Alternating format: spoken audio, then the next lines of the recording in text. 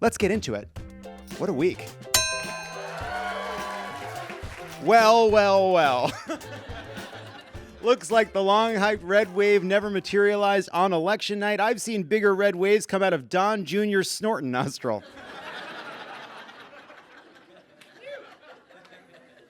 If you ask me, Republicans have made a lot of women feel terror when a red wave doesn't show up. About time they got a taste of their own fucking medicine.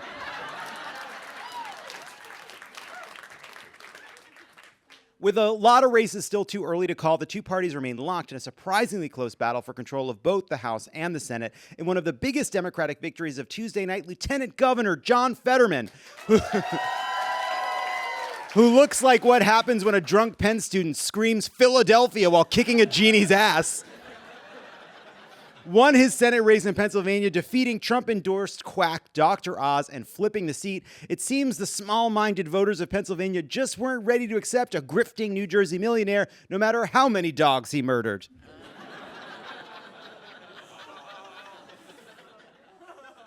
Democrat Josh Shapiro also prevailed in the Pennsylvania governor's race against Trump-endorsed Republican and Confederate cosplayer Doug Mastriano. The Jews needed a win this week. Pennsylvania, not only have you elected a great governor, you've done a mitzvah. Everybody take a schwitz. Meanwhile, in Georgia, Senator Raphael Warnock and human abortion fund Herschel Walker will head to a December runoff as neither hit 50% of the vote, even as Warnock led. All right, so all these Republican big shots came through the state and convinced all their Republicans who were going to vote for Kemp and show up for the congressional votes to hold their nose and vote for Herschel Walker to participate in this fucking farce. Now they have to do it all over again and tell them to get in their cars and drive across town to their polling places for the sole purpose of casting a vote for this obviously unfit, unqualified guy. And it could work. It absolutely, of course, could work. But think about how much more fun we get to have. While they're desperately trying to drag this guy across the finish line, we just get to convince people to vote for a righteous and mellifluous pastor who everyone fucking loves. There's this sort of conversation going on now among Republicans, and they use this term candidate quality. They call it candidate quality like it's a Subaru that rattles on the highway. You know, like it's a build issue, like a small problem they can solve when these people are insurrectionists and full fucking QAnon psychos. This is not a rattle on the highway. These people are Pintos. If you bump the fender, the door's no longer open and the engine catches fire. You don't call that build, that's not candidate quality. You have a base problem. The problem isn't that a bunch of fucking assholes are running for Congress. The problem is Republican voters look down the list of people you offer and choose the biggest human fucking piece of shit possible.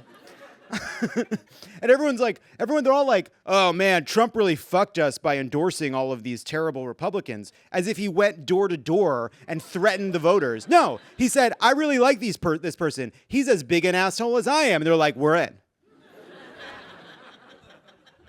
You could actually see Fox's coverage devolve over the night after starting out so very hopeful. Washington and many of the states across the country are going to have a lot of changes when they wake up tomorrow or by the end of the week when we have final results. Look,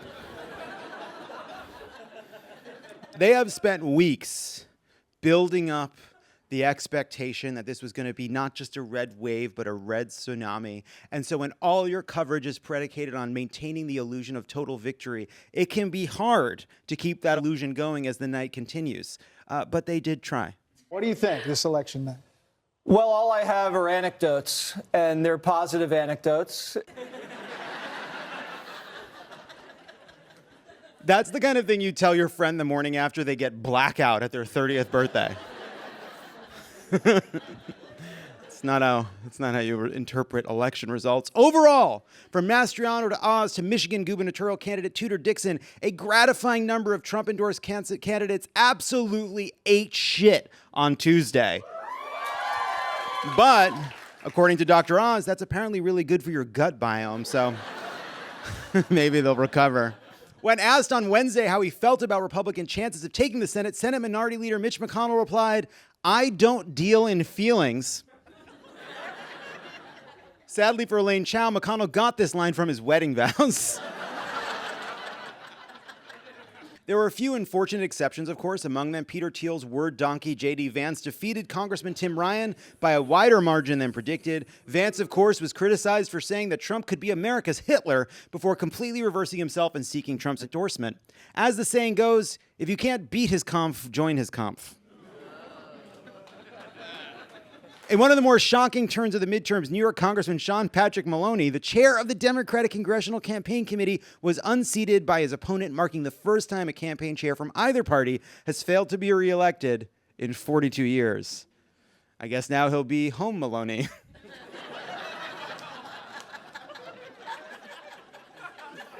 Alt. More like Sean Patrick Baloney.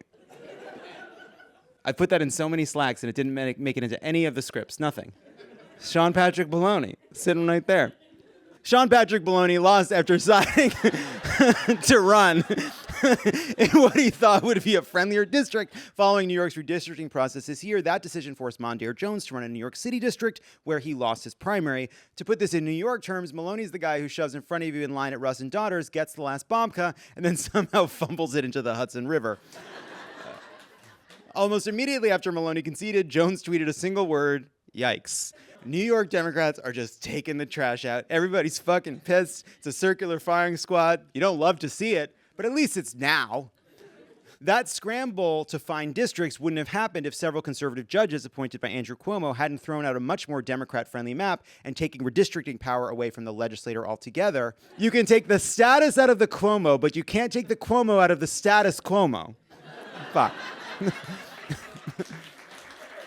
Thank you. Thank you. Tuesday was a huge night for abortion rights, with voters upholding abortion protections and rejecting new restrictions in all 5 states where they were on the ballot, including in deep red Kentucky. As one Fox News commenter put it, Republicans underperformed because Democrats win independents in a non-presidential year. Just no poll saw that coming. And it was because these women just went crazy. You know, women. Women be shopping for their human rights. Just to be clear, so when women go crazy, they enshrine basic freedoms into state constitutions. When men go crazy, they have to grease the street lamps in Philadelphia.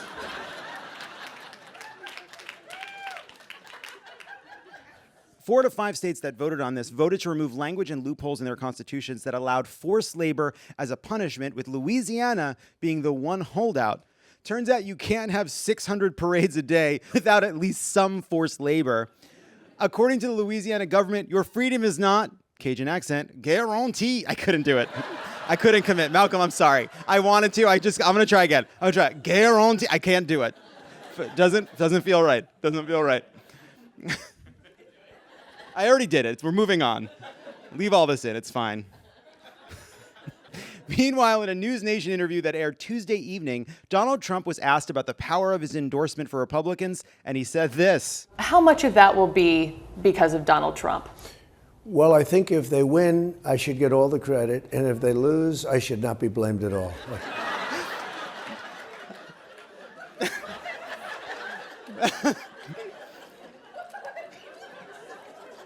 Yes, that is how every one of us should live this way. That is how we should go through every day. Come on. Just straight face to camera. If I win, I did it. If I lose, you did it. Fucking love it. That's cool. We need more people that think like that on our side, honestly. We could use a little more heads I win, tails you lose on our side. Privately, Trump was reportedly furious about the GOP's flop in the midterms and blamed Melania for advising him to endorse Dr. Oz. When reached for comment, Melania clarified, I actually just said I thought he should see a doctor.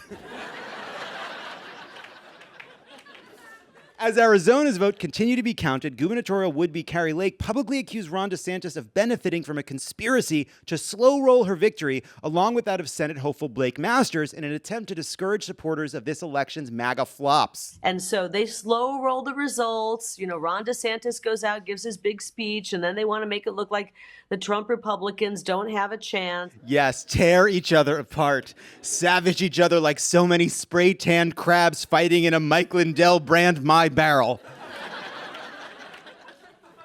Another thing I want to take away. Everybody should figure out how to look as good as Kari Lake does in every goddamn shot. She never misses. It's awesome. All right. I don't know how she does it.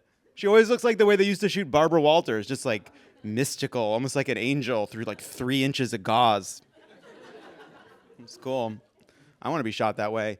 Let's get the Kari Lake gauze on some of these cameras. And in another thrilling moment, Donald Trump threatened his prospective Republican challenger, Ron DeSantis, saying to reporters, if he did run, I will tell you things about him that won't be very flattering.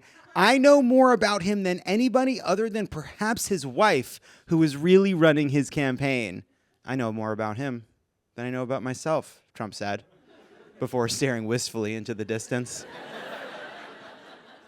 Trump went further today, taking aim at conservative outlets blaming him for the midterm disappointment and focusing the full force of his all-you-can-eat word salad bar on DeSantis. Trump put out an absolutely magnificent statement on what you call Truth Social that is so dramatic and bitchy. It has Real Housewife energy. It has gay energy. And here to read an abridged version, it's Matt Rogers.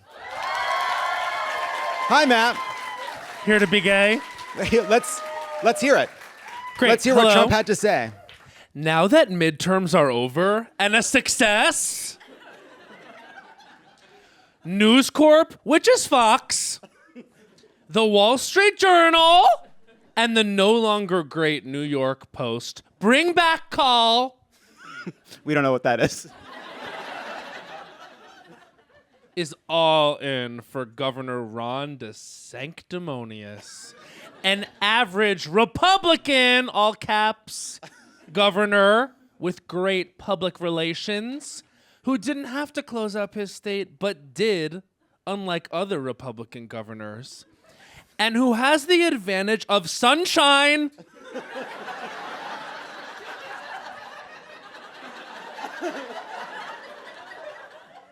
Where people from badly run states up north would go no matter who the governor was, just like I did.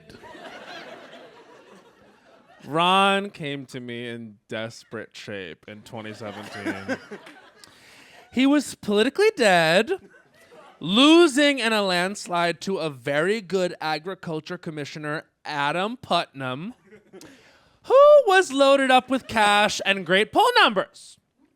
Ron had low approval, bad polls, and no money. But he said that if I would endorse him, he could win. I didn't know Adam, so I said, let's give it a shot, Ron.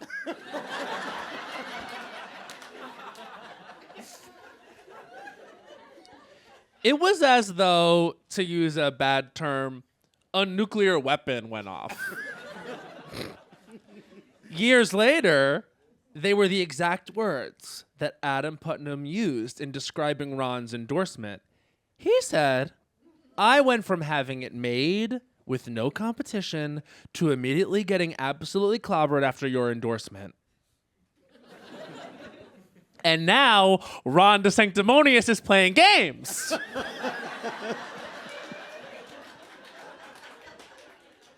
The fake news asks him if he's gonna run if President Trump runs. And he says, I'm only focused on the governor's race. I'm not looking into the future. Well, in terms of loyalty and class, that's really not the right answer. This is just like in 2015 and 2016, a media assault, collusion.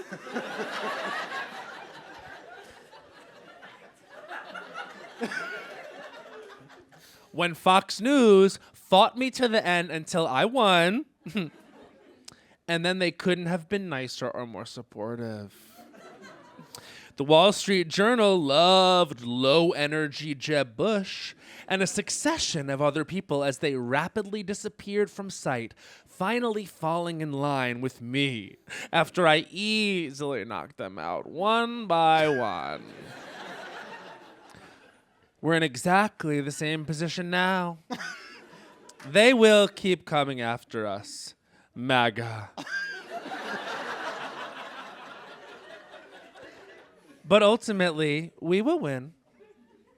Put America first. And make America great again! Matt Rogers, everybody. See you in a bit. See you in a bit. I'll be back! He'll be back. He'll be back. First of all, amazing. I forgot, towards the end, it really gets Ursula the Sea Witch energy. You know? You like basically could refer to like the other Republicans as his poopsies. What a queen. In seeing this start, we were talking about this today in the Crooked News Slack. We forgot that 2016, it was a little bit fun right up until it wasn't. And I'm not going to forget that it stops being fun. But come on. Meanwhile, as Hurricane Nicole made landfall in Florida this week, Trump reportedly decided to ride it out at Mar-a-Lago despite a mandatory evacuation order, said a National Guard representative half-heartedly, "No, don't, stop, it's dangerous."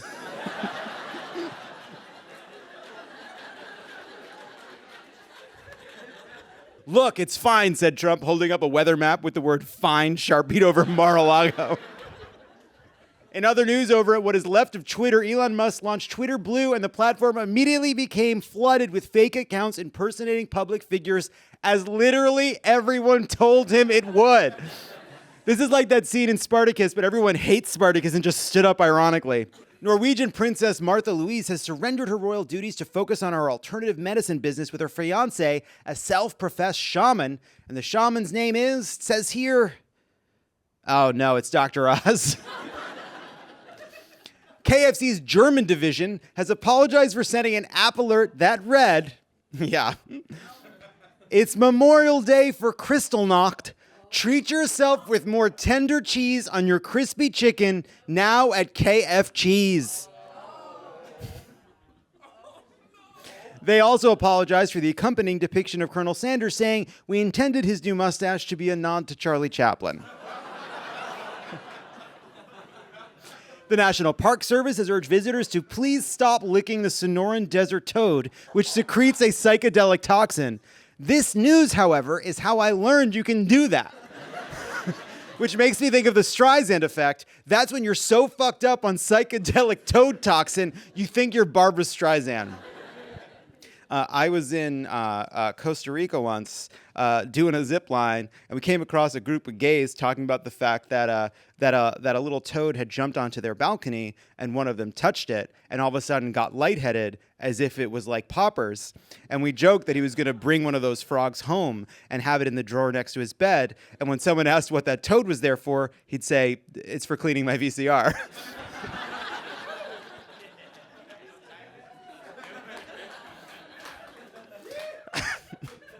Canadian Prime Minister Justin Trudeau will make history by becoming the first world leader to appear on RuPaul's Drag Race. Trudeau said to reporters, "I'm sorry, there's been a misunderstanding. I was trying to do race drag." What? I don't care why you're oohing. A U.S. Air Force pilot flew a penis-shaped flight path with the business end of the dick pointed directly at a Russian base in what the Air Force insisted was a total accident. Harder to explain was why the flight path spelled "gargle them under the balls." And finally, in Florida, 25-year-old Maxwell Frost won a House seat to become the first Gen Z member of Congress. Don't worry, Max. You're going to fit right in. You and Dianne Feinstein can bond about how neither one of you remembers 9/11.